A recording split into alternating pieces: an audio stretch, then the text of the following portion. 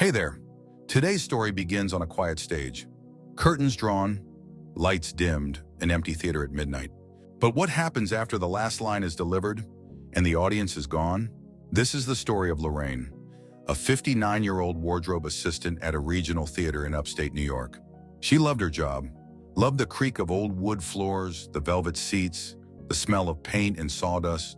But one night, after a late rehearsal, she stayed to finish costume repairs. And when she returned to the main stage to grab her keys, she saw something that still makes her voice tremble. 12 people, standing in a circle, costumes on, candles lit, chanting.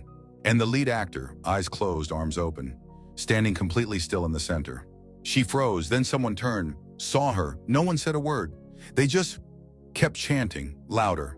She backed away, ran. The next morning, no one mentioned it. The stage was clean, no candles, no footprints, just polite smiles and coffee.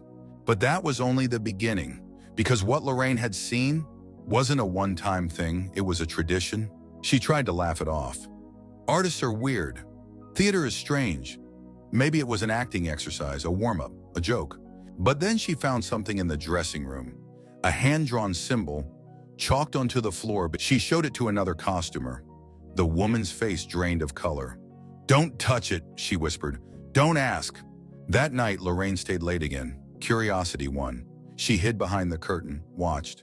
Again in the same 12. No script, no lights, just the stage, the symbols, the chanting. But this time, someone screamed. The lead actress, silent all day, suddenly dropped to her knees and began shaking. The others didn't help. They watched, smiled, and kept chanting. Lorraine started researching. She learned the theater had been built in 1896. Atop a repurposed Methodist spiritualist site. The basement once held seance circles. The founder of the company died under unexplained circumstances during a performance. Her obituary mentioned devotion to the Great Awakening of embodied truth. Lorraine asked the lighting tech, a quiet man named Aaron, if he'd ever seen anything strange. He didn't answer, just looked her in the eye and said, "Why do you think we never install cameras facing the stage?" That week, one of the interns quit suddenly, packed her things, no goodbye, left a single note. They watched from the balcony now. Lorraine checked the balcony, found nothing, except 3 old theater seats marked with carved initials. The same initials etched in the chalk on stage. When she finally confronted the director, he smiled and said, "It's just deep process work. Some actors reach beyond the script, into something older." She said it felt dangerous. He replied, "Only if you resist." She put in her notice, left quietly, but not before checking the rehearsal calendar one last time. A line stood out, blocked in red ink. 13th offering, 3 a.m., no crew present. Lorraine told her story online. Anonymous blog, it went viral, briefly. Then her post disappeared, so did her login. The server hosting the forum crashed within 48 hours. She tried contacting the intern who quit. No response. Later, she found out the girl had legally changed her name and moved across the country. The theater still running, still acclaimed, still experimental, and the actors still being praised for performances that feel too real.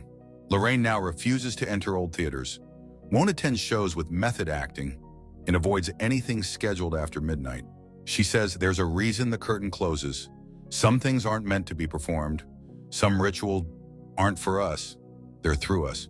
Not every stage is a place for art. Some are altars, some scripts aren't written. They're remembered.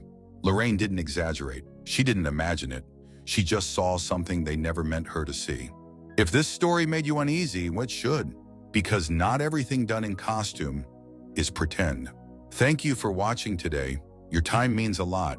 I hope your mind stays sharp, your soul grounded, and your seat always near the exit.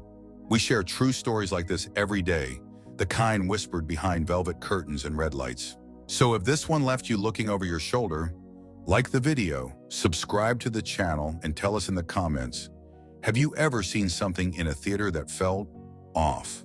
Take care of yourself, and remember, when the curtain falls, some things stay on stage,